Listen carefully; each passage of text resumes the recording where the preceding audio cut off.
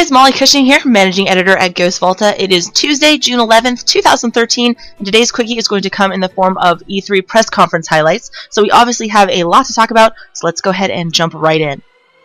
Alright, so during Microsoft's E3 press conference, we learned that the Xbox One will launch sometime in November for $499. We also got to see some of the exclusive games coming to the Xbox One.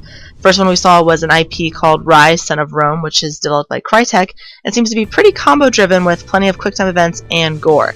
Think Skyrim meets Batman Arkham Asylum, if that makes sense. We also saw Project Spark, which is actually a really interesting looking IP that allows players to create their own worlds and adventures, and possesses collaborative and destructive features, which we saw in the demo. Next we saw a new game from Insomniac, Sunset Overdrive, which is described as a stylized open-world shooter where the experience can change every day. Then there was Dead Rising 3, which stars a new hero named Nick Ramos, and is being developed by Capcom Vancouver. It's going to be an open-world game and reportedly has no load times. There's also a glimpse of some new Halo game that 343 said will be the first Halo game to run 60 frames per second, and honestly that really is all we know right now. Fighting game enthusiasts rejoiced at the sight of Killer Instinct, which is being developed by Double Helix. Ultra Combo! We also saw a new IP Below, which looks like a roguelike experience in a connected world. And finally, we also saw more from Forza 5 and Remedy's Quantum Break. So during their conference, Microsoft did showcase quite a variety of games, and a lot of them. Microsoft also showed off smart glass integration for the Xbox One, as well as the console's built-in DVR recording system and sharing capabilities.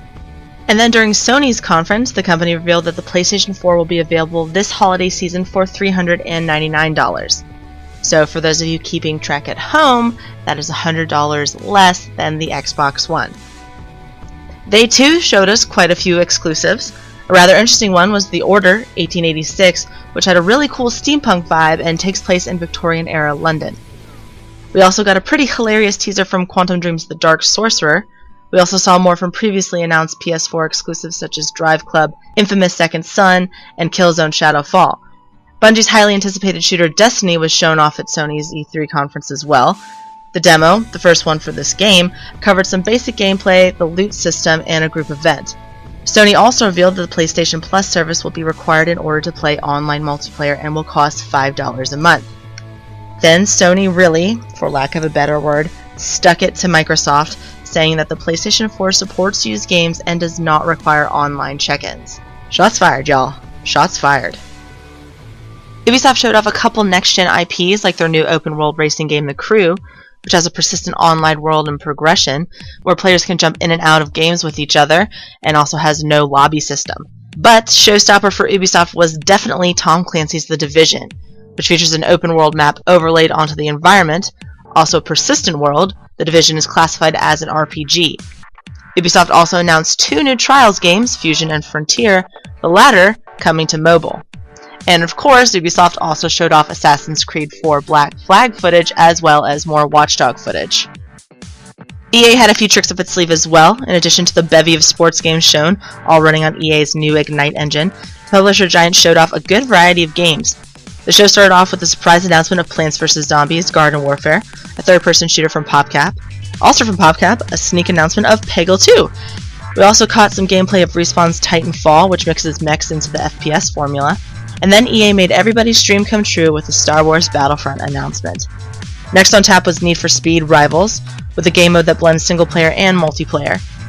Then we got our first look at Dragon Age Inquisition, with a trailer that featured a few friendly faces. We then got a glimpse of what 64-player Battlefield 4 looks like, which coincidentally ends with a falling skyscraper. Yikes. And to save the best for last, Mirror's Edge 2 ended the ceremony in cheers from the crowd. Not too much completely new came out of the Nintendo Direct presentation, but we still got some exciting news. Some notables were the first trailer for the new Pokemon, the reveal of Mega Man as a playable character in Super Smash Bros., and the reveal of Super Mario 3D World. A gameplay trailer for Bayonetta 2, the unveiling of Mario Kart 8, and a trailer for the HD remake of The Legend of Zelda Wind Waker were also included. That's it for your E3 recap. Be sure to head over to ghostvolta.com for more E3 coverage. We've got a whole lot of stuff for you to see. As always, we want to hear what you thought of this year's E3 as well. Tell us what you liked, what you didn't like, what you're excited to play, all that good stuff. We want to hear it. We'll be returning to our normal daily GV Quickie format tomorrow as well, so don't worry. You don't have to get used to so much change. We had a blast covering E3 this year. We hope you enjoyed it. Anyways, have a great night, and we'll see you tomorrow.